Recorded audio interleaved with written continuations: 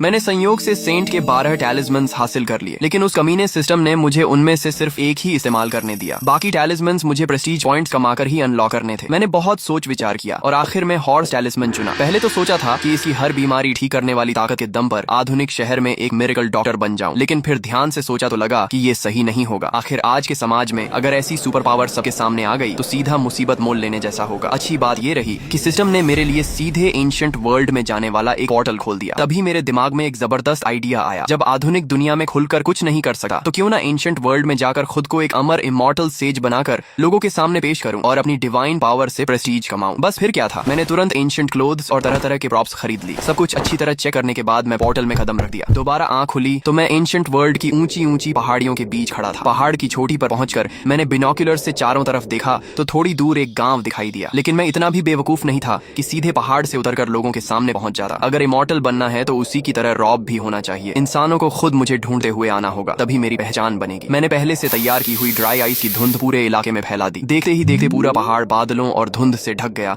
और चारों तरफ इमॉर्टल ऑरा फैल गई। उसके बाद मैंने हाई पावर स्पॉटलाइट का स्विच दबाया और पहाड़ की छोटी से आसमान की ओर एक तेज सफेद रोशनी सीधी उड़ गई जो बहुत दूर तक साफ दिखाई दे रही थी। उसी समय पहाड़ के नीचे स्थित चिंगजियन विलेज में गांव के मुखिया जो माओ के चेहरे पर गहरी चिंता छाई हुई थी। कभी ये एक शांत और खुशहाल गांव था, लेकिन करीब 15 दिन पहले अचानक फैली एक प्लेग ने सब कुछ बदल दिया था। मुखिया जी, आप ही गांव के सबसे पढ़े लिखे इंसान हैं, कृपया कोई उपाय सोचिए। मेरी बेटी नियानियन को बचा लीजिए। शिकारी शीमंग धड़ाम से घुटनों पर गिर पड़ा और हाथ जोड़कर विनती करने लगा। उसके बगल में खड़ी उसकी बेटी नियानियन का चेहरा पीला पड़ चुका था। पूरा शरीर ठंडे पसीने से भीगा था और उसकी सांसें भी अब टूटने लगी थी। मुखिया ने भारी आवाज में कहा, इस प्लेग की कोई दवा नहीं है। जब तक कोई इमॉर्टल धरती पर उतर कर न आए तब तक बचने की कोई उम्मीद नहीं। तभी अचानक दूर पहाड़ों के बीच से एक चमकदार रोशनी आसमान में उठी। ये नजारा देखकर सभी लोग सन्न रह गए। मुखिया जी, वो तो शुभ संकेत है। जो माओ ने सिर उठाकर उस रोशनी को देखा और उसकी आंखें हैरानी से फैल गईं। क्या सचमुच कोई इमॉर्टल प्रकट हुआ है? चलो चलकर देखते हैं। बीमार ग्रामीण भी किसी तरह उठ खड़े हुए और एक दूसरे का सहारा लेकर पहाड़ की तरफ चलने लगे। जल्दी चलो, इमॉर्टल से हमारी जान बचाने की विनती करनी होगी। तभी जो माओ ने सबको रोकते हुए कहा, सब लोग शांत हो जाओ। वो पहाड़ यहाँ से कम 7-8 किलोमीटर दूर है। तुम लोगों की ये हालत लेकर वहाँ तक कैसे पहुँचोगे? और रात के समय जंगली जानवर भी निकलते हैं। अभी जाना बहुत खतरनाक होगा। सुबह होने दो, तब जाना ज्यादा सुरक्षित रहेगा। गाँव वाले निराश हो गए, लेकिन शीमंग अचानक खड़ा हो गया। मुखिया जी, अगर सुबह तक इंतजार किया तो हो सकता है इमॉर्टल जा चुके हों। मेरी बेटी और गाँव वाले इतना इंतजार नहीं कर सकते। मैं शिकारी हूँ और पहाड़ के रास्ते अच्छी तरह जानता हूँ। मैं पहले जाकर रास्ता देखा हूँ और चाहे कुछ भी हो जाए इमॉर्टल को गांव लेकर ही लौटूंगा। जो माओ के मन में चिंता थी, लेकिन उसके पास और कोई रास्ता भी नहीं था। उसने सिर हिलाकर कहा, सावधानी से जाना। शीमंग ने दृढ़ आवाज में जवाब दिया, चिंता मत कीजिए, मैं गांव वालों का भरोसा कभी नहीं तोड़ूंगा। इतना कहकर उसने अपनी कुल्हाड़ी उठाई, मशाल जलाई और गहरे जंगल की तरफ दौड़ पड़ा। उधर मैं बिनोक्यूलर से नीचे गांव वालों की हर हरकत देख रहा था। मेरे चेहरे की मुस्कान अब छिपाए नहीं छिप रही थी। आखिर मछली कांटे में फंस ही गई। मैं आराम से एक समतल पत्थर पर पालथी मारकर बैठ गया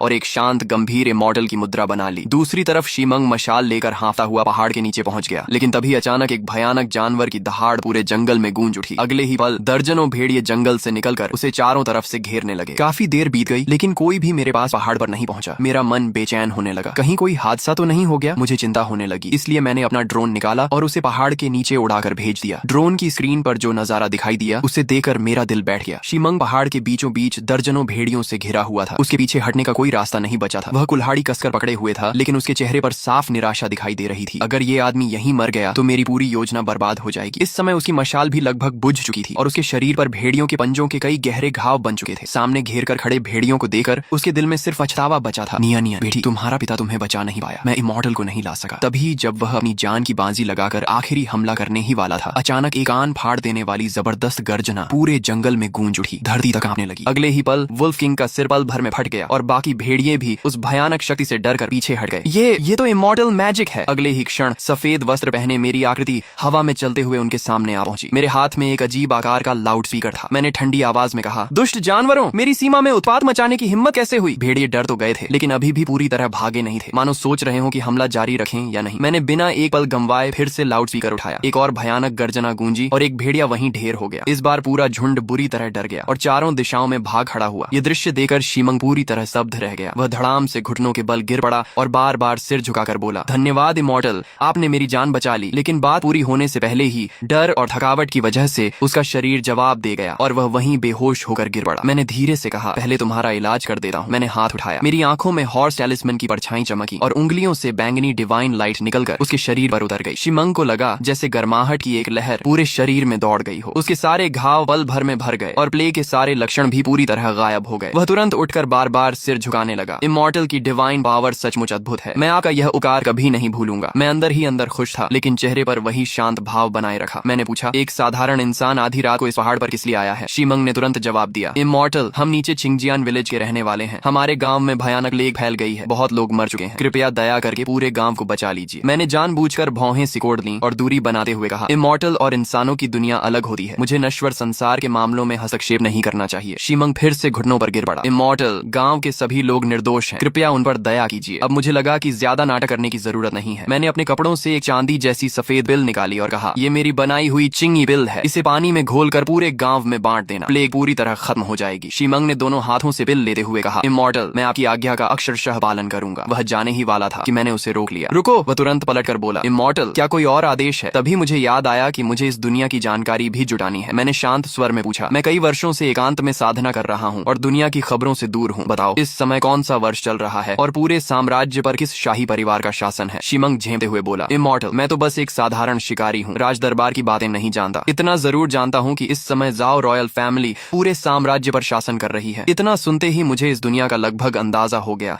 लेकिन मैंने चेहरे पर कोई भाव नहीं आने दिया। ठीक है, मैंने तो यूं ही पूछ लिया था। शीमंग जल्दी से बोला, हमारे गांव के मुखिया जो माओ पढ़े लिखे हैं, उन्हें दुनिया की काफी जानकारी है। मैं नीचे जाकर उन्हें आपके दर्शन के लिए भेज दूंगा। फिर उसने झिझकते हुए पूछा, इमॉर्टल, गांव लौटने के बाद मैं आपके सम्मान में एक श्राइन बनवाना चाहता हूँ ताकि हर दिन आपकी पूजा कर सके। कृपया अपना डिवाइन नेम बताइए। यह सुनकर मेरे मन में एक विचार आया, अगर मुझे इस दुनिया में अपना प्रभाव बनाना है तो एक दमदार नाम होना चाहिए। चूंकि 12 टैलिस्मन्स की शक्ति होली लॉर्ड से जुड़ी थी, मैंने तुरंत फैसला किया। मैंने हल्का सा सिर उठाकर कहा, मेरा नाम होली लॉर्ड सुचान है। अब जाओ और समय बर्बाद मत करो। शीमंग ने आदर से सिर झुकाया, बिल को सावधानी से सीने से लगाया और तेजी से पहाड़ से नीचे उतर गया। उसे जाते हुए देखकर मेरे होंठों पर हल्की मुस्कान आ गई। उधर छिंगजियन विलेज में सभी लोग बेचैनी से उसका इंतजार कर रहे थे। तभी दूर से तेज कदमों की आवाज सुनाई दी। शीमंग अंधेरे से निकलकर गांव में पहुंचा और जोर से बोला, मैं इमॉर्टल से मिल आया हूँ। ये इमॉर्टल मेडिसिन उन्होंने दी है, इसे पानी में घोलकर पीते ही प्लेग खत्म हो जाएगी। जोमाओ ने गंभीर स्वर में पूछा, क्या तुम सच कह रहे हो? कहीं वो कोई डीमन बीस्ट या भ्रम तो नहीं था? शीमंग बोला, मुखिया जी, इमॉर्टल ने एक इशारे में पूरे वुल्फ को मार भगाया और मेरे सारे घाव और प्लेग भी पल भर में ठीक कर दिए। इसमें जरा भी झूठ नहीं है। उसने अपने कपड़े हटाकर शरीर दिखाया। सचमुच उसके सारे घाव गायब थे। जोमाओ ने ध्यान से देखकर कहा, अगर सचमुच इमॉर्टल का आदेश है तो हम उसी का पालन करेंगे। उसने तुरंत पानी से भरा बड़ा बर्तन मंगवाया और बिल उसमें घोल दी। सब लोग लाइन लगाओ, हर व्यक्ति सिर्फ एक कटोरा पिएगा। जैसे ही गांव वालों ने वह पानी पिया, उनके शरीर हल्के हो गए और सारी तकलीफें गायब होने लगी। केवल 1 घंटे के भीतर पूरे गांव की प्लेग पूरी तरह खत्म हो गई। पूरा गांव खुशी से गूंज उठा। ये सचमुच डिवाइन मेडिसिन है? किसी ने पूछा। शीमंग, इमॉर्टल का नाम क्या है? हमें उनका धन्यवाद करना होगा। शीमंग ने गर्व से कहा, इमॉर्टल ने अपना नाम होली लॉर्ड सुचान बताया है और उन्होंने मुखिया जी को कल पहाड़ पर बुलाया है। जो माओ ने तुरंत कहा, अगर इमॉर्टल ने बुलाया है तो मैं स्वयं जाकर उनके दर्शन करूंगा। अगली सुबह मेरी आंख खुली तो आदत के अनुसार मैंने सिस्टम पैनल खोला। उसमें दिख रहे आंकड़े देकर मैं कुछ पल के लिए चौंक गया। होस्ट सूसीआई, horse talisman unlock, next talisman unlock, progress 100%। मैं हैरान रह गया। क्या प्रोग्रेस पूरी हो गई? लेकिन छिंगजियन विलेज की आबादी तो बहुत कम है, इतनी जल्दी प्रेस्टीज कैसे भर गई? मैंने तुरंत सिस्टम से पूछा, ये कैसे हुआ? सिस्टम ने जवाब दिया, प्रेस्टीज केवल लोगों की संख्या से नहीं मिलती, उनकी फेथ, ग्रेटिट्यूड, इमोशन की इंटेंसिटी और आपके प्रभाव के दायरे को मिलाकर गणना की जाती है। ये सुनते ही मुझे सब समझ आ गया। गांव वाले पहले प्लेग से पूरी तरह निराश हो चुके थे और फिर मैंने उन्हें डिवाइन पावर और मेडिसिन से बचा लिया, इसलिए उनका विश्वास और श्रद्धा बेहद गहरी हो गई थी। अब मुझे इमॉर्टल की पहचान को और मजबूत करने के लिए अगली शक्ति चाहिए थी। मैंने बिना देर किए अगला टैलिस्मन अनलॉक कर दिया। एक नई शक्ति मेरे शरीर में समा गई। मैंने सामने पड़े एक विशाल पत्थर पर ध्यान लगाया। अगले ही पल मुझे महसूस हुआ कि कोई अदृश्य शक्ति मेरे अंदर जाग उठी है। मैंने मन को केंद्रित किया और अचानक मेरे पैर जमीन से ऊपर उठ गए। मैं हवा में तैरने लगा। तो यही उड़ने का एहसास है। मैं खुशी से भर गया और पक्षी की तरह पहाड़ों के बीच उड़ता रहा। काफी देर बाद वापस चोटी पर लौट आया। उड़ने की आदत पड़ने के बाद मैंने नई शक्ति की दूसरी क्षमता आजमाने का फैसला किया। मैंने कई किलोमीटर दूर दूसरी पहाड़ी पर पड़े एक विशाल पत्थर पर ध्यान लगाया। देखते हैं क्या मैं उसे यहाँ से नियंत्रित कर सकता हूँ। कुछ ही पल में वह विशाल चट्टान हवा में उठ गई और वहीं स्थिर होकर तैरने लगी। मैं मुस्कुराया। लगता है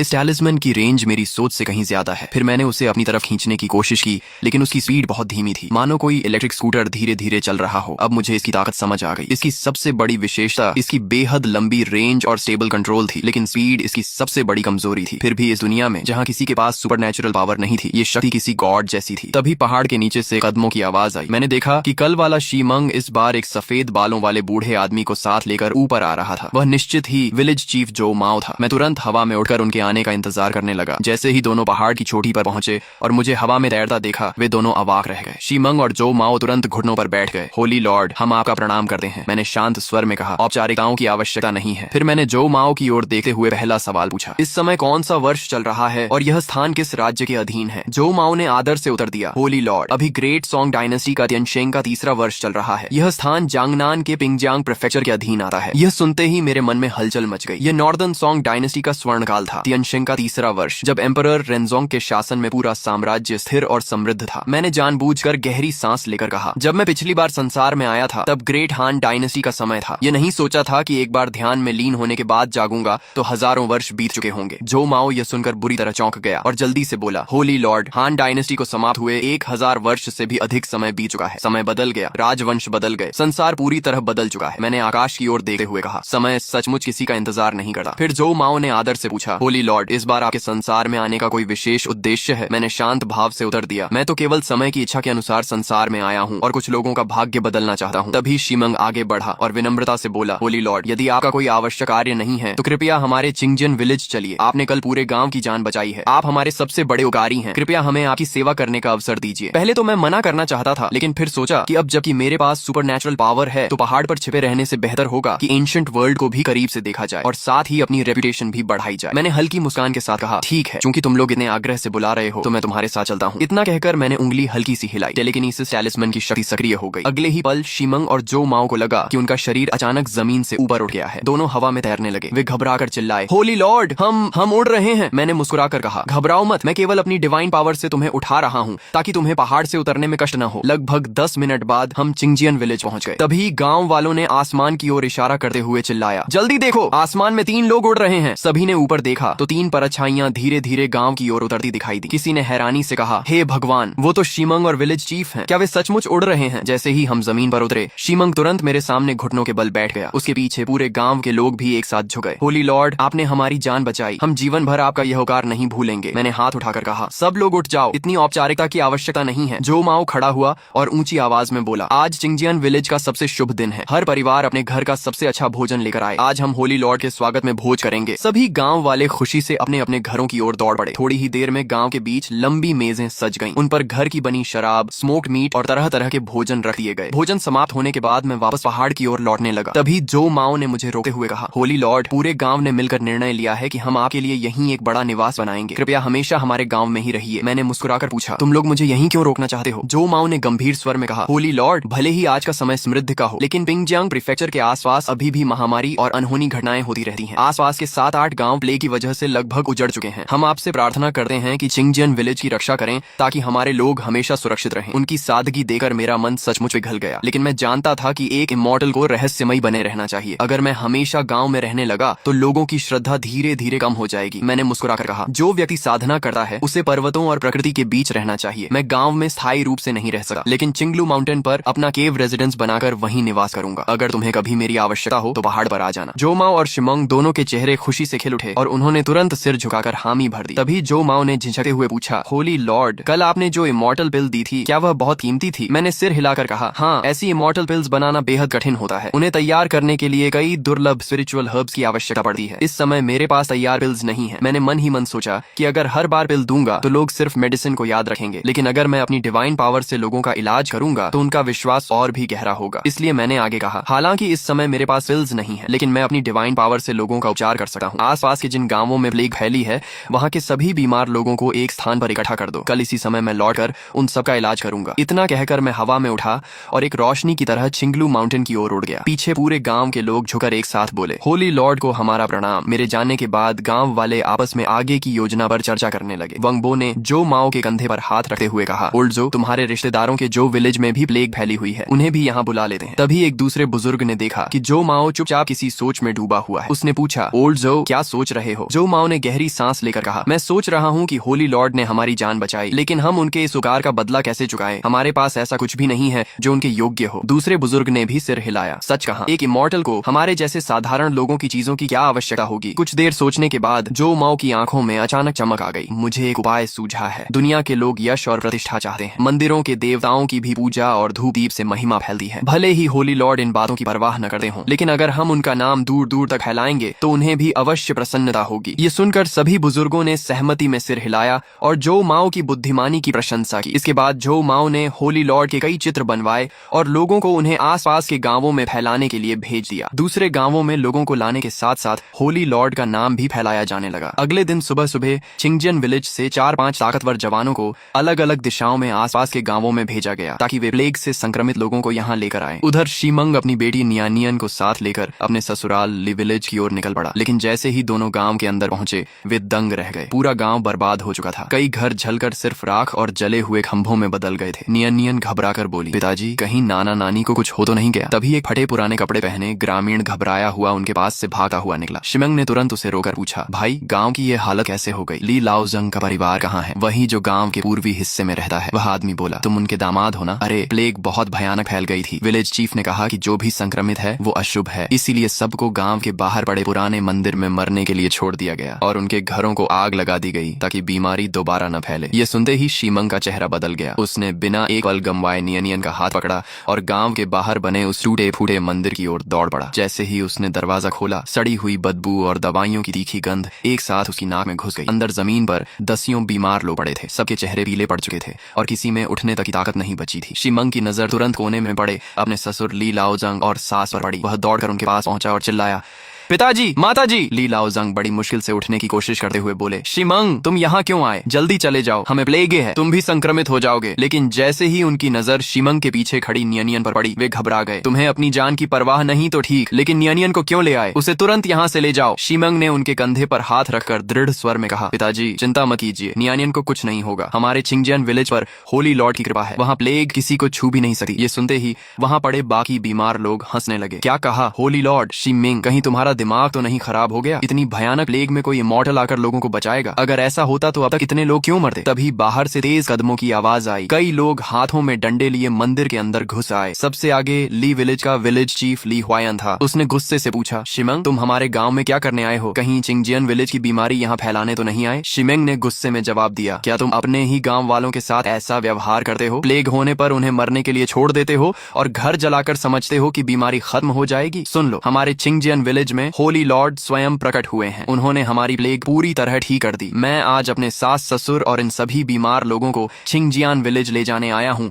ताकि होली लॉर्ड उनका भी इलाज करें। ली हुआयन के चेहरे पर संदेह उभर आया। अचानक उसे 2 रात पहले आसमान में दिखाई दी वह सुनहरी रोशनी याद आ गई जो चिंगजियान विलेज की दिशा से उठी थी। उस समय उसने उसे कोई प्राकृतिक घटना समझा था, लेकिन अब उसके मन में शक पैदा हुआ, क्या सचमुच कोई इमॉर्टल आया है? फिर भी वह पूरी तरह विश्वास नहीं कर पा रहा था। तभी शिमंग ने अपनी जेब से होली लॉर्ड का चित्र निकालकर सबके सामने खोल दिया। देखो, यही है होली लॉर्ड सुजान। इन्होंने पूरे चिंगजियन विलेज को बचाया है। इनके लिए प्लेग जैसी बीमारी कुछ भी नहीं है। लेकिन गांव वाले फिर भी मानने को तैयार नहीं थे। ये तो कोई भी आदमी बनाकर कह सकता है कि यही इमॉर्टल है। ऐसी झूठी बातें फैलाना बंद करो, नहीं तो अच्छा नहीं होगा। माहौल एकदम तनावपूर्ण हो गया। तभी छोटी सी नियानियन आगे बढ़ी। उसने हिम्मत से सबके सामने खड़े होकर कहा, कृपया झगड़ा मत कीजिए। चिंगजियान विलेज में सचमुच होली लॉर्ड हैं। वे बहुत दयालु हैं। अगर आप सब वहाँ चलेंगे तो वे आप सभी को ठीक कर देंगे। विलेज चीफ दादाजी, अगर आपको होली लॉर्ड पर भरोसा नहीं भी है तब भी इन बीमार लोगों को जाने दीजिए। कम से कम इससे आपके गांव में बीमारी और नहीं फैलेगी। ली हुआयन कुछ देर तक चुप रहा। उसने जमीन पर पड़े मरते हुए लोगों को देखा और आखिरकार बोला, शिमंग मैं सिर्फ तुम्हारी बेटी की बात मानकर इन्हें जाने दे रहा हूँ, लेकिन अगर कुछ भी गड़बड़ हुई तो उसकी पूरी जिम्मेदारी तुम्हारी होगी। इस तरह शिमंग ने अपने सास ससुर और बाकी बीमार ग्रामीणों को सहारा दिया और लगभग 30 लोगों के साथ चिंगजियान विलेज की ओर वापस चल पड़ा। उधर ली हुआयन दूर से उन्हें जाते हुए देखता रहा और मन ही मन बोला, नहीं, मैं चुपके से इनके पीछे जाऊंगा। अगर सचमुच वहाँ इमॉर्टल हैं तो मैं ये अवसर कभी नहीं छोड़ूंगा। लगभग आधे घंटे बाद वे चिंगजियन विलेज पहुंच गए। विलेज चीफ जो माओ पहले से ही गांव वालों के साथ बाहर इंतजार कर रहे थे। शिमंग को लौटे देकर उन्होंने पूछा, सब ठीक रहा? रास्ते में कोई परेशानी तो नहीं हुई? शिमंग मुस्कुराकर बोला, सब ठीक रहा, सभी लोगों को ले आया हूँ, अब बस होली लॉर्ड के आने का इंतजार है। अगले 1 घंटे में बाकी दल भी अलग अलग गाँवों से प्लेग के मरीजों को लेकर लौट आए। कुल मिलाकर 30 से अधिक संक्रमित लोग चिंगजियान विलेज में इकट्ठा हो गए। जो माओ ने सबके सामने ऊंची आवाज में कहा, होली लॉर्ड दयालु हैं, आज वे आप सभी का उपचार करेंगे। उसी समय मैं पहाड़ पर आराम से सो रहा था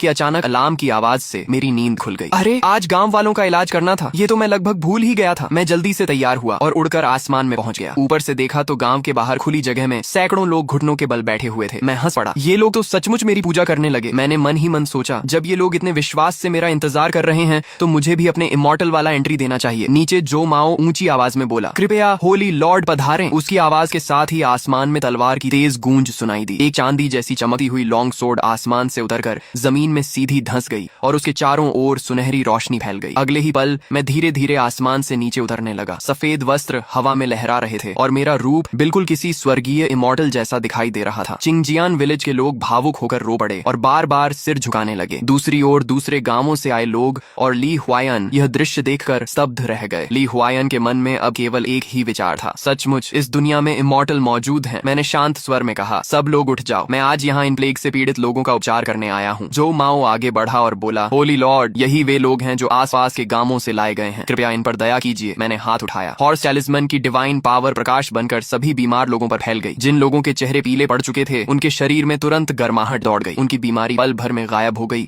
और उनका शरीर पहले से भी अधिक स्वस्थ महसूस होने लगा। सभी लोग आश्चर्य से चिल्ला उठे, ये सचमुच चमत्कार है, होली लॉर्ड ने हमें बचा लिया। जब आखिरी किरण भी गायब हो गई तब वहां मौजूद सभी ग्रामीण एक साथ घुटनों पर बैठ गए। होली लॉर्ड, आपने हमारी जान बचाई, हम आपका यह उपकार कभी नहीं भूलेंगे। मैंने मुस्कुराकर कहा, उठ जाओ, इसकी आवश्यकता नहीं है। तभी जो माओ जल्दी से मेरे सामने आया और आदर पूर्वक बोला, होली लॉर्ड, मुझसे एक भूल हो गई है। मैंने आपकी अनुमति के बिना आपका चित्र बनवाकर आसपास के गांवों में भेज दिया ताकि लोग आपके महान कार्यों के बारे में जान सकें। यदि मैंने कोई अपराध किया हो तो कृपया मुझे क्षमा कर दीजिए। यह सुनकर मेरे मन में एक नया विचार कौंध गया और मैं कुछ क्षण के लिए गहरी सोच में डूब गया। मेरे मन में तुरंत ख्याल आया कि जितना ज्यादा मेरा नाम फैलेगा उतना ही मेरे प्लान के लिए अच्छा होगा। लेकिन बाहर से मैंने शांत भाव बनाए रखा और कहा, कोई बात नहीं, तुमने जो किया लोगों की जान बचाने के लिए किया, मैं तुम्हें दोष नहीं देता। यह सुनते ही जो माओ ने राहत की सांस ली। तभी ली विलेज के विलेज चीफ ली हुआयान आगे बढ़े और बोले, होली लॉर्ड, कृपया हमारे ली विलेज पर भी कृपा कीजिए। हम भी आपके सम्मान में एक मंदिर बनाना चाहते हैं और आपकी पूजा करना चाहते हैं, कृपया हमें इसकी अनुमति दें। जो माओ ने आश्चर्य से पूछा, विलेज चीफ ली, आप यहाँ कैसे? ली हुआयान मुस्कुराकर बोला, मुझे अपने गांव वालों की चिंता थी, इसलिए मैं चुके सेन के पीछे पीछे चला आया, लेकिन यहाँ आकर सचमुच होली लॉर्ड के दर्शन हो गए। जो माओ के मन में थोड़ी नाराजगी तो थी कि उसने चोरी छिपे उनका पीछा किया, लेकिन उसने कुछ नहीं कहा और चुप रहा। मैंने दोनों की ओर देखकर कहा, तुम लोगों की भावना मैं समझता हूँ, लेकिन मंदिर बनाने के लिए जरूरत से ज्यादा धन खर्च मत करना, अपनी क्षमता के अनुसार ही करना, लोगों पर बोझ डालना उचित नहीं होगा। ली हुआयान ने तुरंत सिर झुकाकर कहा, होली लॉर्ड, हम आपकी शिक्षा हमेशा याद रखेंगे, किसी भी ग्रामीण पर अतिरिक्त बोझ नहीं डालेंगे। मैंने संतोष से सिर हिलाया और तुरंत अपना सिस्टम पैनल खोला। होस्ट सूसीआई, horse talisman unlock, chicken talisman unlock, next talisman unlock, progress TCT 6%। ये देखकर मैंने मन ही मन सोचा, जब ये सभी लोग अपने अपने गांव लौटकर आज की घटना का प्रचार करेंगे तब अगला टैलिस्मन अनलॉक होने में ज्यादा समय नहीं लगेगा। लेकिन अगली बार कौन सा टैलिस्मन चुनना सही रहेगा? अगले दिन सुबह चिंगजियान विलेज की एक छोटी सी गली में एक साधारण बूढ़ा आदमी दिखाई दिया। वास्तव में वह मैं ही था जिसने मंकी टैलिस्मन की शक्ति से अपना रूप बदल लिया था। हाँ, पिछली रात प्रेस्टीज भरने के बाद मैंने तीसरे टैलिस्मन के रूप में मंकी टैलिस्मन चुना था। यह केवल इंसानों और चीजों को जानवरों में नहीं बदल सकता था, बल्कि मुझे किसी भी दूसरे इंसान का रूप धारण करने की शक्ति भी देता था। मैं आराम से गांव में घूमता हुआ एक छोटे से स्कूल के सामने पहुंचा। खिड़की से झांकर देखा तो जो माओ सामने खड़े होकर लगभग दर्जन भर बच्चों को 3 कैरेक्टर क्लासिक पढ़ा रहे थे। मैं मन ही मन बोला, जो माओ सचमुच ज्ञानवान इंसान है, तभी तो पूरे चिंगजियान विलेज में उसका इतना सम्मान है। जब पढ़ाई खत्म हुई और बच्चे खेलने बाहर चले गए तब मैं अंदर गया और मुस्कुराकर पूछा, विलेज चीफ जो, आप इतनी मेहनत से बच्चों को पढ़ा रहे हैं, क्या चाहते हैं कि ये बड़े होकर इंपीरियल एग्जामिनेशन पास करें और अधिकारी बने? जो माओ ने मुझे ध्यान से देखते हुए कहा, बुजुर्ग महाशय, लगता है आप बाहर से आए हैं। मैं बच्चों को इसलिए नहीं पढ़ाता कि वे सब अधिकारी बने, मैं सिर्फ चाहता हूँ कि वे पढ़ लिखकर सही और गलत का अंतर समझ सकें। अगर वे अधिकारी न भी बने तो भी ज्ञान के सहारे उनका जीवन केवल खेती करने से बेहतर होगा। यह सुनकर मेरे मन में जो माओ के लिए सम्मान और बढ़ गया। सचमुच यह दूरदर्शी और नेक इंसान है। जब सारे बच्चे घर चले गए तब जो माओ ने मुझे अपने घर चलने का निमंत्रण दिया, लेकिन जैसे ही मैं उसके घर के अंदर पहुंचा वह अचानक मेरे सामने घुटनों के बल बैठ गया। होली लॉर्ड को मेरा प्रणाम। मैं एक पल के लिए चौंक गया। इतनी जल्दी पहचान लिया? ऐसा तो नहीं होना चाहिए था। मैंने पूछा, तुमने मुझे कैसे पहचान लिया? जो माओ ने आदर से उत्तर दिया, होली लॉर्ड, भले ही आपने अपना चेहरा बदल लिया हो, लेकिन आपका स्वभाव, आपकी आवाज और आपका व्यक्तित्व किसी साधारण बूढ़े जैसा नहीं हो सकता। और होली लॉर्ड को इस दुनिया में आए अभी केवल 3 दिन हुए। पिंगजांग प्रेफेक्चर की प्लेग भी अभी पूरी तरह खत्म नहीं हुई। ऐसे समय में कोई बाहरी आदमी यूं ही चिंगजियान विलेज के स्कूल में नहीं आएगा। मैंने सुना है कि इमॉर्टल्स हजारों रूप धारण कर सकते हैं, इसलिए मैंने साहस करके अनुमान लगाया कि आप ही होली लॉर्ड हैं। अब जबकि मेरा भेद खुल ही चुका था, मैंने छिपाने का कोई प्रयास नहीं किया। उंगली हल्की सी हिलाते ही मंकी टैलिस्मन का प्रभाव समाप्त हो गया और मैं अपने असली रूप में लौट आया। मैंने मुस्कुराकर कहा, जब तुमने पहचान ही लिया है तो अब छिपाने का कोई अर्थ नहीं। मैं आज केवल यह देखने आया था कि साधारण लोगों का जीवन कैसा होता है। तभी मेरे मन में अचानक एक नया विचार आया। मैंने हाथ उठाया और पास बैठी एक आवारा बिल्ली को पिक्सियू नाम के दिव्य जीव में बदल दिया। फिर मुस्कुराकर बोला, अब मेरे लिए धन इकट्ठा करने का भी एक तरीका होना चाहिए। यह पिक्सियू सोना चांदी पहचान सकता है, लेकिन मैं लोगों से धन चढ़ाने के लिए नहीं कह सकता। जो माओ उस जीव को देखकर पूरी तरह स्तब्ध रह गया। उसने तुरंत सिर झुकाकर कहा, होली लॉर्ड की डिवाइन पावर सचमुच असीम है। आज मैंने फिर एक नया चमत्कार देख लिया। कुछ देर सोचने के बाद उसने सिर उठाकर कहा, होली लॉर्ड, मेरे मन में एक सुझाव है, शायद इससे आपके लिए पर्याप्त सोना चांदी भी इकट्ठा हो जाए। मैंने उत्सुकता से पूछा, बताओ। जो माओ बोला, चिंगलू माउंटेन माउंटेन के नीचे कई वर्षों से एक डाकुओं का गिरोह छिपा हुआ है। उनका सरदार ब्लैक बेयर है। वे ब्लैक बेयर स्ट्रॉन्ग होल्ड में रहते हैं और आसपास के गांवों को लूटकर बहुत सारा सोना चांदी जमा कर चुके हैं। ये लोग बेहद निर्दयी हैं, लेकिन अधिकारी आज तक उनके खिलाफ कोई ठोस कार्रवाई नहीं करते। मैंने पूछा, ऐसा क्यों? जो माओ ने धीमी आवाज में कहा, मैंने सुना है कि ब्लैक बेयर का काउंटी मैजिस्ट्रेट से गुप्त संबंध है। डाकुओं की लूटी हुई दौलत का बड़ा हिस्सा उसी मैजिस्ट्रेट तक पहुंचता है, इसलिए सरकार की डाकुओं के खिलाफ कार्रवाई सिर्फ दिखावा होती है। ये सुनकर मेरे चेहरे पर ठंडी मुस्कान आ गई। अगर ऐसा है तो मुझे रास्ता दिखाओ। कुछ देर बाद हम ब्लैक बेयर स्ट्रॉन्ग होल्ड के पास बसे लुअनशी विलेज पहुंचे। पूरा गांव वीरान पड़ा था। हर घर के दरवाजे और खिड़कियां बंद थीं। कभी कभी कोई ग्रामीण झांकता और हमें देखकर तुरंत अंदर छिप जाता। जो माओ ने गहरी सांस लेते हुए कहा, होली लॉर्ड, इस गांव पर डाकुओं ने सबसे ज्यादा अत्याचार किए हैं। लोग इतने डर चुके हैं कि जरा सी आहट सुनते ही छिप जाते हैं। मैंने पूछा, ये लोग कहीं और जाकर क्यों नहीं बस जाते? जो माओ कड़वी मुस्कान के साथ बोला, आजकल हर जगह भारी टैक्स और अत्याचार है। अगर ये लोग यहाँ से भी चले जाएं तो भी कहीं सुरक्षित जगह नहीं मिलेगी और कई परिवार पीढ़ियों से यहीं रह रहे हैं। अपनी जन्मभूमि छोड़ना उनके लिए आसान नहीं है। मैं इस युग का नहीं था, लेकिन उनकी बेबसी महसूस कर सकता था। मेरे भीतर गुस्सा उमड़ पड़ा। इस भ्रष्ट व्यवस्था में जनता पिस रही है, अधिकारी लालची हैं और डाकू खुलेआम अत्याचार कर रहे हैं। अगर मेरे पास शक्ति है तो मैं चुप नहीं बैठ सकता। तभी पास से किसी के रोने की आवाज आई। एक गठीला आदमी दीवार के सहारे बैठा सिर झुकाए फूट फूट कर रो रहा था। मैं उसके पास गया और पूछा, भाई इतनी पीड़ा क्यों है? उसने मुझे देकर हाथ जोड़ दिए। सरकार से आए हैं, कृपया मेरी मदद कीजिए। मेरी पत्नी और बच्चों का बदला दिला दीजिए। मैंने शांत स्वर में कहा, मैं कोई सरकारी अधिकारी नहीं हूँ, बस एक राहगीर हूँ, लेकिन अगर तुम्हें बदला चाहिए तो मैं तुम्हारी मदद कर सकता हूँ। वह निराश होकर बोला, वे डाकू बहुत ज्यादा हैं, उनके पास हथियार हैं, मैं अकेला उनका कुछ नहीं बिगाड़ सकता। कुछ दिन पहले वे हमारे गांव आए थे और मेरी पत्नी और बच्चों को मार डाला। मैं आगे बढ़ने लगा, लेकिन कुछ कदम बाद पीछे से उसके दौड़ने की आवाज आई। वह हमारे पास आकर बोला, मैं भी आपके साथ चलूंगा, चाहे मर जाऊं, लेकिन अपनी पत्नी और बच्चों का बदला लेकर रहूंगा। मेरा नाम वंग हू है। मैं ब्लैक बेयर स्ट्रॉन्ग होल्ड के हर रास्ते को जानता हूँ। जो माओ मुस्कुरा कर बोला, वंग हू, तुम्हारे सामने खड़े ये कोई साधारण व्यक्ति नहीं बल्कि होली लॉर्ड है। ये स्वर्ग से लोगों को बचाने आए हैं। ये तुम्हारा बदला जरूर दिलाएंगे। वंग हू ने अविश्वास से मेरी ओर देखा। मैंने बिना कुछ कहे हाथ उठाया। हॉर्स टैलिस्मैन की डिवाइन पावर उसके पूरे शरीर में फैल गई। उसके पुराने घाव पल भर में भर गए। मैंने मुस्कुराकर पूछा, अब विश्वास हुआ? वंग हू ने अपने शरीर की ताकत महसूस की और तुरंत घुटनों के बल बैठ गया। होली लॉर्ड, कृपया मुझे मेरी पत्नी और बच्चों का बदला लेने दीजिए। मैं जीवन भर आपकी सेवा करूंगा। मैंने उससे उठाते हुए कहा, उठो, तुम्हें अपने हाथों से बदला लेने का अवसर मिलेगा। हम तीनों आगे बढ़े और लगभग आधे घंटे बाद ब्लैक बेयर स्ट्रॉन्ग होल्ड के मुख्य द्वार पर पहुंच गए। ऊंची दीवारों पर हथियारबंद डाकू खड़े थे। सबसे आगे उनका सरदार ब्लैक बेयर था, जिसकी एक आंख खराब थी। उसने जोर से हंसते हुए कहा, सिर्फ तुम 3 लोग हमारे स्ट्रॉन्ग होल्ड पर हमला करने आए हो? लगता है जीने से ऊब चुके हो। वांग हू दहाड़ कर बोला, ब्लैक बेयर, तुम जैसे दरिंदे ने न जाने कितने निर्दोष लोगों की जान ली है। आज तुम्हारा अंत होगा। मैंने वांग हू की ओर देखा और कहा, जाओ, अपनी पत्नी और बच्चों का बदला खुद लो। मैंने हाथ फैलाया। मंकी टैलिस्मैन और हॉर्स टैलिस्मैन की शक्तियां एक चमकते हुए प्रकाश गोले में बदल गईं, जिससे मैंने सीधे वांग हू के शरीर में पहुंचा दिया। अगले ही पल उसका शरीर बदलने लगा। उसकी हड्डियां फैल गईं, पूरे शरीर पर धारियां उभर आईं और एक भयानक गर्जना के साथ वह एक विशाल बाघ में बदल गया। वांग हू ने अपने पंजों को देखा और उसकी आंखों में उत्साह चमक उठा। यही है शक्ति, यही है बदले की ताकत। उसी समय मैंने अपने साथ आए पिक्सियू को भी आजाद कर दिया और कहा, जाओ, उसके साथ मिलकर लड़ो। विशाल बाघ बिजली की तरह डाकुओं पर टूट पड़ा। उसके एक पंजे के वार से कई डाकू चीखते हुए जमीन पर गिर पड़े। चारों तरफ खून बिखर गया। बाकी डाकू घबरा कर तलवारें और भाले लेकर उस पर टूट पड़े, लेकिन हॉर्स टैलिस्मैन की रिजनरेशन पावर की वजह से उसके शरीर पर कोई असर नहीं हुआ। घाव बंधे और उसी पल भर जाते। दूसरी ओर पिक्सियू हवा में छलांगे लगाता हुआ तीरों के बीच घूम रहा था। डाकुओं के तीर उसके शरीर से टकराकर सिर्फ टन टन की आवाज करते और नीचे गिर जाते। ब्लैक बेयर ने खुद को संभालते हुए जोर से चिल्लाया, डरो मत, ये सिर्फ 2 जानवर हैं। जो इन्हें मार देगा उसे 200 चांदी के सिक्के इनाम में मिलेंगे। लेकिन उसकी बात पूरी भी नहीं हुई थी कि पिक्सियू बिजली की रफ्तार से उस पर झपटा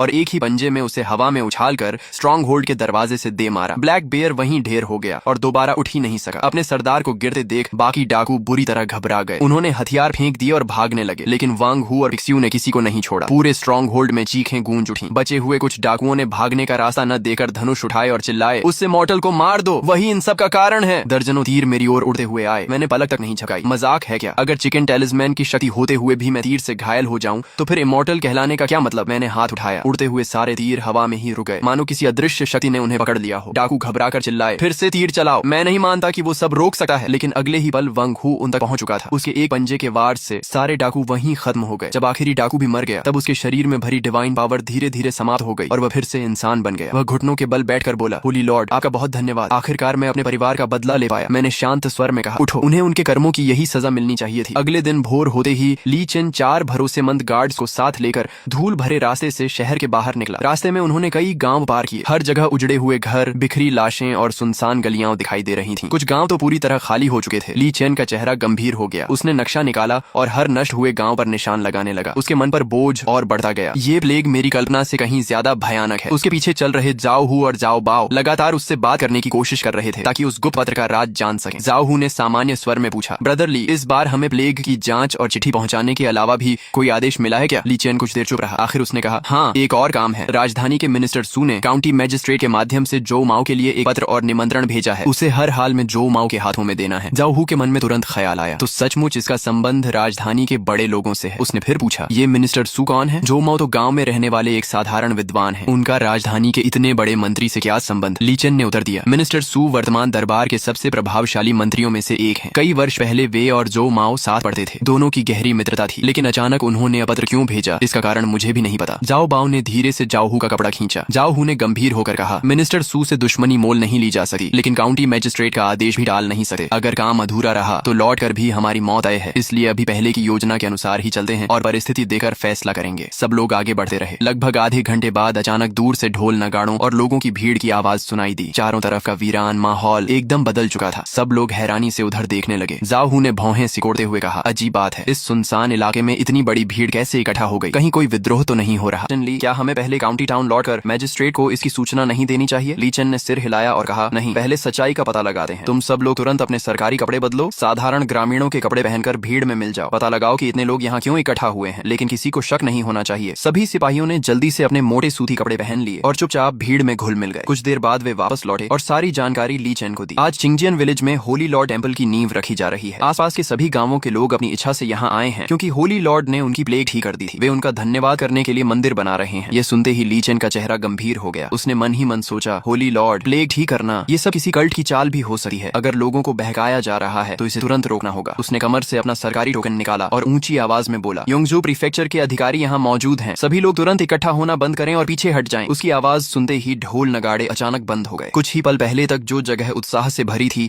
वहाँ सन्नाटा छा गया। सभी ग्रामीण मुड़कर सतर्क नजरों से ली चेन को देखने लगे। ली चेन ने चारों तरफ नजर दौड़ाई। जैसे ही उसकी नजर समारोह का संचालन कर रहे जो माओ पर पड़ी, वह कुछ पल के लिए हैरान रह गया। जो माओ का चेहरा बिल्कुल स्वस्थ था, उसके शरीर पर प्लेग का कोई निशान नहीं था। जो माओ मुस्कुराते हुए आगे बढ़ा और बोला, कैप्टन ली, बहुत दिनों बाद मुलाकात हुई। आज चिंगजियान विलेज कैसे आना हुआ? कहीं होली लॉर्ड टेम्पल की शुरुआत देखने तो नहीं आए? ली चेन ने कठोर स्वर में कहा, ब्रदर जो, क्या तुम्हें पता है कि लोगों को इस तरह किसी चमत्कार के नाम पर इकट्ठा करना कानून के खिलाफ हो सकता है? होली लॉर्ड, डिवाइन मिरेकल, ये सब लोगों को भ्रमित करने के तरीके भी हो सकते हैं। तुरंत इस भीड़ को हटाओ, नहीं तो मुझे कार्रवाई करनी पड़ेगी। जो माओ बिना घबराए मुस्कुराया, कैप्टन ली, आपको गलत फहमी हुई है, यहाँ किसी को बहकाया नहीं जा रहा। कुछ दिन पहले प्लेग फैली थी और होली लॉर्ड ने अपनी डिवाइन पावर से पूरे गांव को बचाया। लोग अपनी इच्छा से उनका धन्यवाद करने के लिए मंदिर बना रहे हैं। इसमें किसी तरह की जबरदस्ती नहीं है। ली चेन ने आसपास खड़े ग्रामीणों को ध्यान से देखा। सबके चेहरे स्वस्थ थे, किसी पर बीमारी का नामो निशान नहीं था। उसके मन में संदेह पैदा हुआ, क्या सचमुच इस होली लॉर्ड के पास प्लेग ठीक करने की शक्ति है? कुछ देर सोचने के बाद उसने कहा, ठीक है, अभी के लिए मैं तुम्हारी बात मान लेता हूँ, लेकिन अगर मुझे कोई गैर कानूनी काम दिखाई दिया तो मैं किसी को नहीं छोड़ूंगा। जो माओ ने सिर झुकाकर मुस्कुराते हुए कहा, कैप्टन ली, निश्चिंत रहें, यहाँ सब कुछ खुलेआम हो रहा है। फिर उसने ऊंची आवाज में घोषणा की, शुभ मुहूर्त आ गया है, निर्माण कार्य शुरू करो। उसके आदेश के साथ ही सभी ग्रामीण फिर से काम में लग गए। कोई नींव खोदने लगा, कोई पत्थर उठाने लगा, कोई लकड़ियां जमा करने लगा। कुछ ही पलों में पूरा माहौल फिर से जोश से भर गया। उसी भीड़ में जाओ हू ने चुके से एक लोहे का टोकन जाओ बाओ के हाथ में देते हुए फुसफुसाकर कहा, छोटे भाई, किसी बहाने से यहाँ से निकल जाओ, तुरंत ब्लैक बेयर स्ट्रॉन्ग होल्ड जाओ और ब्लैक बेयर से कहो कि अपने लोगों के साथ चिंगजियन विलेज पर हमला कर दे। जो माओ और ली चेन दोनों को किसी भी कीमत पर खत्म करना होगा। जाओ बाओ ने हल्के से सिर हिलाया और भीड़ का फायदा उठाकर चुपचाप वहाँ से निकल गया। दूसरी ओर जो माओ ने ली चेन से कहा, कैप्टन ली, हमें मिले हुए कई साल हो गए, अब शाम भी हो चुकी है, क्यों ना आप और आपके साथी आज रात चिंगजियन विलेज में ही रुक जाएं, सुबह आराम से प्लेग की जांच के लिए निकल जाना। ली चेन भी मन ही मन होली लॉर्ड और प्लेग की सच्चाई जानना चाहता था, इसलिए उसने हामी भर दी। ठीक है ब्रदर जो, आज रात तुम्हें कष्ट देना पड़ेगा। रास्ते में चलते हुए ली चेन को अचानक कुछ याद आया। उसने कहा, ब्रदर जो, इस बार आने का एक और उद्देश्य भी था। काउंटी मैजिस्ट्रेट ने आपके लिए यह पत्र भेजा है। जैसे ही जो माओ ने लिफाफे पर सुचिंगची का नाम देखा, उसका चेहरा गंभीर हो गया। उसकी आंखों में कई भाव एक साथ उभर आए। वह कुछ देर चुप रहा, लेकिन उसने पत्र नहीं खोला, बस उसे सावधानी से अपने कपड़ों में रख लिया। ली चेन ने आश्चर्य से पूछा, ब्रदर जो, क्या अभी नहीं पढ़ोगे? जो माओ ने हल्की मुस्कान के साथ कहा, जल्दी किस बात की, रात को शांति से बैठकर पढ़ लूंगा। चिंगजियान विलेज लौटने के बाद जो माओ ने ली चेन और उसके साथ आए सभी अधिकारियों के लिए शानदार भोज का प्रबंध किया। कई दौर तक भोजन और शराब चलती रही। माहौल थोड़ा हल्का हुआ तो ली चेन अपने मन का सवाल रोक नहीं पाया। उसने पूछा, ब्रदर जो, अगर होली लॉर्ड के पास सचमुच प्लेग ठीक करने का तरीका है तो इसकी सूचना इंपीरियल कोर्ट को क्यों नहीं देते? इससे पूरे साम्राज्य के लोगों की जान बच सकती है। जो माओ ने गंभीर स्वर में उत्तर दिया, कैप्टन ली, आप समझ नहीं रहे, ये कोई साधारण मेडिसिन या मेडिकल स्किल नहीं है, ये होली लॉर्ड का डिवाइन मिरेकल है। क्या आपने कभी किसी को पल भर में मौत के मुंह से वापस आते देखा है? क्या आपने कभी सिर्फ एक कटोरा डिवाइन वाटर पीकर किसी प्लेग के मरीज को पूरी तरह स्वस्थ होते देखा है? ये सब किसी साधारण इंसान इंसान के बस की बात नहीं है। ये सुनते ही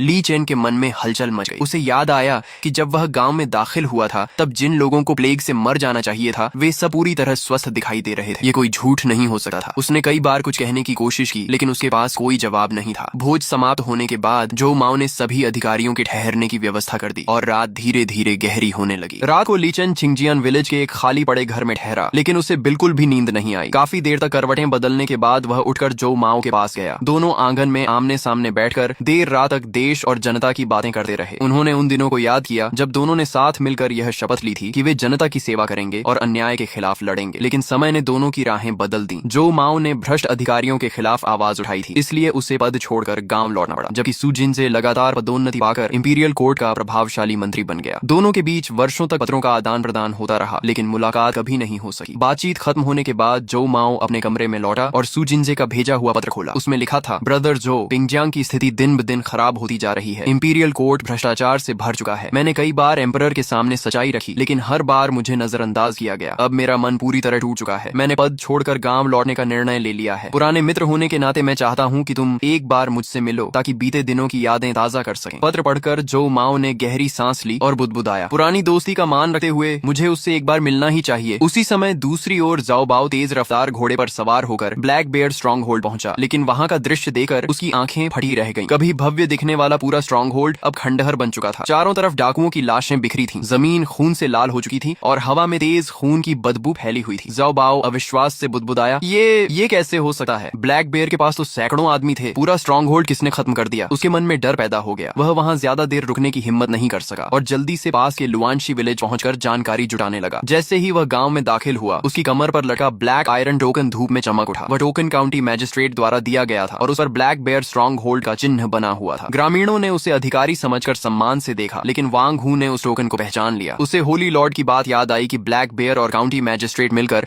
जनता पर अत्याचार करते हैं। उसने मन ही मन सोचा, तो ये उसी मैजिस्ट्रेट का आदमी है। गुस्सा दबाकर वांग हू मुस्कुराते हुए आगे बढ़ा, ऑफिसर आप इतनी दूर से आए हैं, पहले मेरे घर चलकर आराम कर लीजिए, फिर आराम से बात करेंगे। जाओ बाओ भी स्ट्रॉन्ग होल्ड की घटना जानना चाहता था इसलिए वह उसके साथ चल पड़ा। घर पहुंचते ही उसने पूछा, वांग हू ये बताओ कि ब्लैक बेयर स्ट्रॉन्ग होल्ड का ऐसा हाल कैसे हुआ? वांग हू ने अनजान बनने का नाटक करते हुए कहा, ऑफिसर हमें भी पूरी बात नहीं पता। कुछ दिन पहले एक सफेद कपड़ों वाला इमॉर्टल एक विशाल बाघ और डिवाइन बीस्ट के साथ गांव से होकर स्ट्रॉन्ग होल्ड की ओर गया था। थोड़ी देर बाद पहाड़ से चीखें सुनाई दी और फिर पूरा स्ट्रॉन्ग होल्ड ऐसे ही बर्बाद मिला। जाओ बाओ ने तिरस्कार से कहा, इमॉर्टल, डिवाइन बीस्ट, ऐसी बातें कौन मानता है? वांग हू ने तुरंत जवाब दिया, ये सच है। पूरे गांव ने अपनी आंखों से देखा। उस इमॉर्टल ने हाथ उठाया और गोल्डन लाइट प्रकट हो गई। डाकू उसके सामने टिक ही नहीं पाए। ऑफिसर पहले भोजन कर लीजिए, तब तक मैं बाकी ग्रामीणों से भी पूछताछ कर लेता हूँ। इतना कहकर वांग हू बाहर निकला और तुरंत कुछ ग्रामीणों को इकट्ठा कर धीमी आवाज में बोला, ये काउंटी मैजिस्ट्रेट का आदमी है, इसे शक हो चुका है, तुम लोग इसे थोड़ा डराओ। मैं तुरंत चिंगजियन विलेज जाकर जो माओ और होली लॉर्ड को खबर देता हूँ कि मैजिस्ट्रेट ने अपने लोग भेज दिए हैं। सभी ग्रामीण तुरंत अलग अलग दिशाओं में फैल गए। उधर जाओ बाओ को भी बेचैनी होने लगी। वह चुके से पीछे वाले आंगन में गया। तभी उसने कुछ ग्रामीणों को धीमी आवाज में कहते सुना, ये उसी भ्रष्ट मैजिस्ट्रेट का कुत्ता है, इसकी वजह से हमारे कितने लोग मारे गए, आज इसे बांधकर इसका हिसाब बराबर करेंगे, खून का बदला खून से लेंगे। ये सुनते ही जाओ बाओ के चेहरे का रंग उड़ गया। वह बिना एक पल रुके गांव से भाग निकला। उसने मन ही मन सोचा, स्ट्रॉन्ग होल्ड खत्म हो चुका है, मिशन भी असफल हो गया। अगर ये ग्रामीण मुझे पकड़ लेते तो मेरी मौत आई थी। अब मैं न जाओ के पास लौट सकता हूँ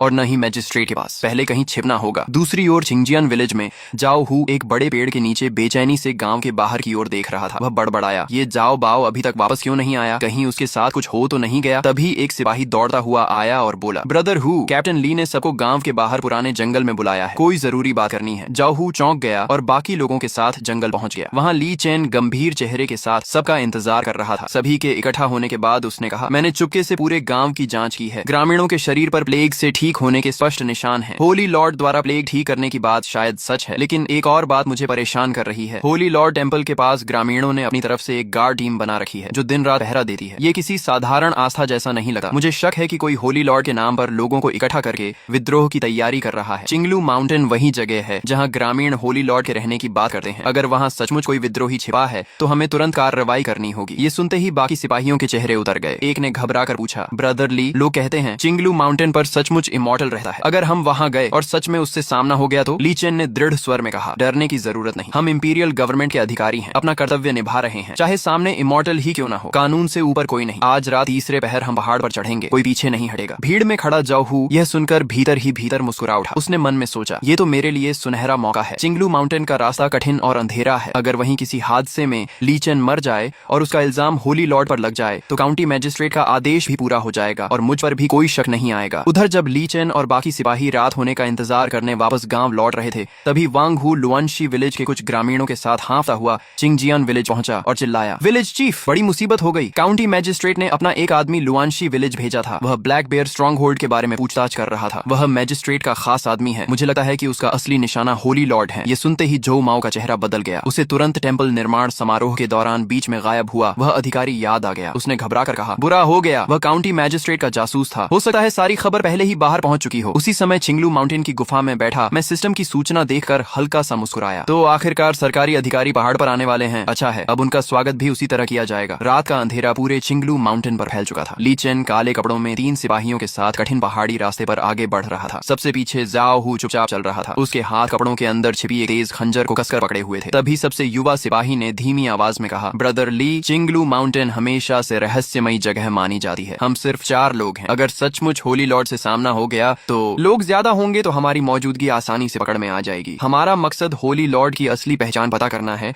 और प्लेग व टेम्पल के पीछे का सच जानना है, लड़ाई करना नहीं। तभी आगे पहाड़ की तरफ हल्की सी रोशनी दिखाई दी। जाओ हू ने ली चेन की नजर का पीछा किया तो सचमुच पहाड़ की ढलान पर टिमटिमाती हुई रोशनी और कुछ लोगों की परछाइयां नजर आ रही थी। उसी समय ली चेन पूरी तरह उसकी तरफ पीट के खड़ा था। जाओ हू के लिए हमला करने का यह सबसे अच्छा मौका था। उसने गहरी सांस ली, धीरे से अपनी छिपी हुई खंजर निकाली और पेड़ों की शाखाओं से गुजरती हवा की आवाज का फायदा उठाकर पूरी ताकत से ली चेन की पीठ की ओर वार कर दिया। लेकिन जैसे ही खंजर उसकी पीठ में धंसने वाली थी, दूर से अचानक ऐसी भयानक दहाड़ गूंजी कि पूरा पहाड़ कांप उठा। जाओ हू का हाथ डर से कांप गया और खंजर निशाने से हट गई। वह सिर्फ ली चेन के कपड़े चीरती हुई निकल गई। ली चेन तुरंत पलटा और गरज कर बोला, ये क्या था? जाओ हू, तुम क्या कर रहे थे? उसकी नजर जाओ हू के हाथ और कमर से आधी बाहर निकली खंजर पट गई। जाओ हू के माथे पर ठंडा पसीना आ गया। वह कोई बहाना बनाने ही वाला था कि तभी चिंगजियान विलेज की दिशा से अचानक आग की लपटें उठी दिखाई दी। उसी समय जो माओ की तेज आवाज रात के सन्नाटे को चीरती हुई सुनाई दी। वे लोग चिंगलू माउंटेन पर चढ़ गए हैं। ली चेन ने जाओ हू की हरकत को फिलहाल नजरअंदाज कर दिया। उसे समझ आ गया कि अभी सबसे जरूरी काम होली लॉर्ड तक पहुंचना है। उसने बाकी सिपाहियों से कहा, जल्दी पूरी रफ्तार से पहाड़ पर चढ़ो। ग्रामीणों के पहुंचने से पहले हमें होली लॉर्ड से मिलकर सच जानना होगा। सभी तेजी से दौड़ पड़े। काफी देर तक घने जंगल में भागने के बाद वे एक विशाल चट्टान के पास पहुंचे ही थे कि अचानक आसपास जमीन हिलाने वाली भयानक गर्जना गूंज उठी। अगले ही पल चांदनी के नीचे एक विशालकाय दानव जैसी आकृति दिखाई दी। एक सिपाही डर से चिल्ला उठा, हे भगवान, ये कैसा राक्षस है? क्या सचमुच कोई दैत्य मौजूद है? ली चेन का दिल जोर जोर से धड़कने लगा। उसने जीवन में न जाने कितने प्रांत और शहर देखे थे, लेकिन ऐसा जीव उसने कभी नहीं देखा था। उसके मन में पहली बार सचमुच इमॉर्टल के होने का संदेह पैदा हुआ। इससे पहले कि वह कुछ सोच पाता, पिक्सियू ने भयंकर दहाड़ लगाई और बिजली जैसी रफ्तार से उनकी ओर झपट पड़ा। सबसे पीछे चल रहा सिपाही सीधे हवा में उछलकर दूर जा गिरा। ली चेन जोर से चिल्लाया, उधर गुफा है, जल्दी अंदर भागो। सब लोग जान बचाते हुए गुफा के अंदर घुस गए। अगले ही पल पिक्सियू का विशाल सिर पूरी ताकत से गुफा के प्रवेश द्वार से टकराया। जोरदार धमाके के साथ पत्थर टूटकर चारों तरफ बिखर गए और गुफा का मुंह लगभग बंद हो गया। ठीक उसी समय गुफा के भीतर अचानक मुलायम सफेद रोशनी फैल गई। सबने हैरानी से ऊपर देखा। गुफा की छत में दर्जनों चमकते हुए क्रिस्टल जड़े हुए थे जो पूरे स्थान को रोशन कर रहे थे। लेकिन इससे भी ज्यादा हैरान करने वाली बात यह थी कि गुफा की दीवारों पर साधारण चित्र नहीं बल्कि जीवंत दिखने वाले विशाल डिवाइन बीस्ट बने हुए थे। कहीं एक विशाल सांप कुंडली मारे बैठा था, कहीं एक भयंकर बाघ दहाड़ रहा था, तो कहीं हमला करने को तैयार एक विशाल बिच्छू दिखाई दे रहा था। हर चित्र से अजीब सी दिव्य आभा निकल रही थी। उसी समय पिक्सियू आधा शरीर गुफा के अंदर घुसा चुका था और किसी भी पल उन पर हमला कर सकता था। ली चेन के माथे पर पसीना आ गया। उसने तुरंत अपनी कमर से फायर आर्म निकाली, निशाना सीधे पिक्सियू की दाईं आंख पर लगाया और ट्रिगर दबा दिया। तेज धमाके के साथ गोली सीधी जाकर उसकी आंख में लगी। पिक्सियू दर्द से जोर से चीखा। उसकी आंख से खून बहने लगा और वह लड़खड़ाता हुआ पीछे हट गया। यह देखकर सभी सिपाहियों ने राहत की सांस ली, लेकिन उनकी राहत ज्यादा देर टिक नहीं सकी। गुफा के बाहर अचानक बहुत से लोगों के आने की आवाज सुनाई दी। जो माओ दर्जनों ग्रामीणों को लेकर वहां पहुंच चुका था। उसने हैरानी से पूछा, कैप्टन ली, आप लोग यहाँ कैसे? लेकिन उसके शब्द पूरे भी नहीं हुए थे कि अचानक पूरी गुफा में गंभीर और भव्य संगीत गूंज उठा। वह धुन इतनी विशाल और प्रभावशाली थी मानो हजारों सैनिक एक साथ आगे बढ़ रहे हों। उस संगीत में ऐसी अदृश्य शक्ति थी कि वहां मौजूद हर व्यक्ति के मन में अपने आप श्रद्धा और सम्मान पैदा होने लगा। ली चेन का गला सूख गया। उसने मन ही मन सोचा, ये कैसा एहसास है? मेरे मन में अपने आप किसी के सामने झुकने की इच्छा क्यों हो रही है? सभी लोगों ने एक साथ ऊपर देखा। हल्की दिव्य रोशनी के बीच सफेद वस्त्र पहने एक व्यक्ति धीरे धीरे आसमान से उतरता हुआ पिक्सियू की पीठ पर आकर खड़ा हो गया। जो पिक्सियू कुछ पल पहले बेहद उग्र था, वही अब एक पालतू बिल्ली की तरह शांत होकर जमीन पर झुक गया। मैंने धीरे से उसके घायल दाईं आंख पर हाथ फेरा। हॉर्स टैलिस्मैन की डिवाइन पावर सुनहरी रोशनी बनकर उसके घाव में समा गई। सभी लोगों की आंखों के सामने उसका भयानक घाव पल भर में भरने लगा। मैंने शांत शांत स्वर में कहा, इतनी रात गए आए हुए मेहमान, बताइए मेरे पास आने का कारण क्या है। ली चेन यह दृश्य देखकर पूरी तरह स्तब्ध रह गया। वह काफी देर तक मुझे देखता रहा और फिर कांपती आवाज में बोला, इमॉर्टल, इस दुनिया में सचमुच इमॉर्टल मौजूद हैं। तभी उसके पीछे खड़ा जाओ हू धीरे धीरे वो अपनी बात बताने ही वाला था कि तभी उसके बगल में खड़े जो माओ ने पहले ही बोलना शुरू कर दिया, पवित्र प्रभु, ये ली चेन है, पिंगजियांग प्रांत के चीफ कांस्टेबल। ये मेरे पुराने मित्र हैं। इनका यहाँ आने का कोई अपमान करने का इरादा नहीं था। ये सिर्फ महामारी की जांच करने आए हैं। कृपया इन्हें क्षमा करें। ली चेन आगे बढ़ा और बोला, मैं पिंगजियांग प्रांत का चीफ कांस्टेबल ली चेन हूँ। मैं वेई मैजिस्ट्रेट के आदेश पर चिंगजियान गांव की महामारी की जांच करने आया हूँ। यहाँ आपके होने और गांव वालों द्वारा मंदिर बनाकर आपकी पूजा करने की बात सुनी। मुझे संदेह हुआ कि कहीं कोई ईविल कल्ट लोगों को बहका तो नहीं रहा, इसलिए बिना अनुमति के जांच करने चला आया। यदि मैंने आपका अपमान किया हो तो क्षमा करें। मैंने शांत स्वर में पूछा, ईविल कल्ट? जरा बताओ। सिर्फ इसलिए कि गांव वाले मंदिर बना रहे हैं और महामारी ठीक हो गई, तुमने कैसे मान लिया कि मैं ईविल कल्ट हूँ? ली चेन ने गंभीरता से कहा, महामारी का इलाज करना निश्चित ही पुण्य का काम है, लेकिन लोगों का बड़ी संख्या में इकट्ठा होकर मंदिर बनाना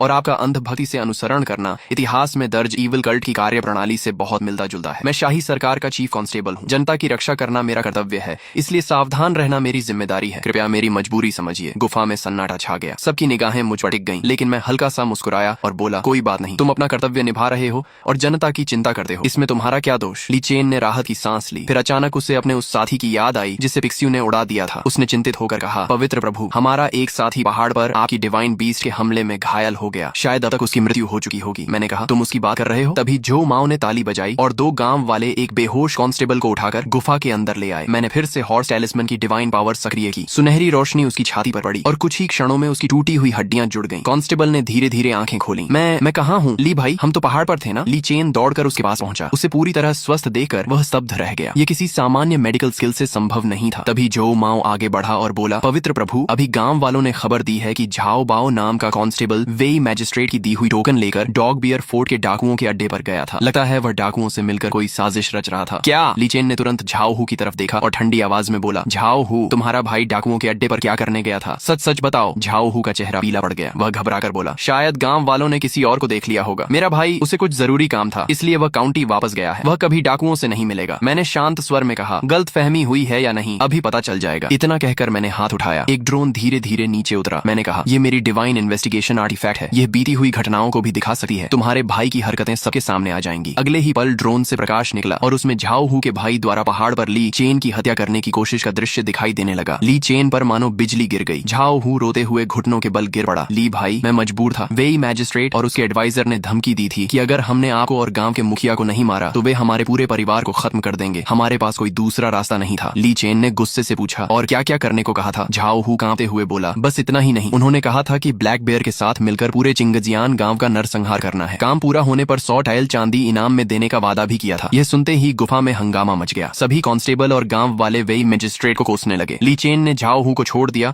और झो माओ के कंधे पकड़कर बोला, झो भाई, तुरंत गांव वालों को यहाँ से हटाओ। ब्लैक बेयर के गिरोह में 300 से ज्यादा डाकू हैं। अगर वे हमला कर दें तो पूरा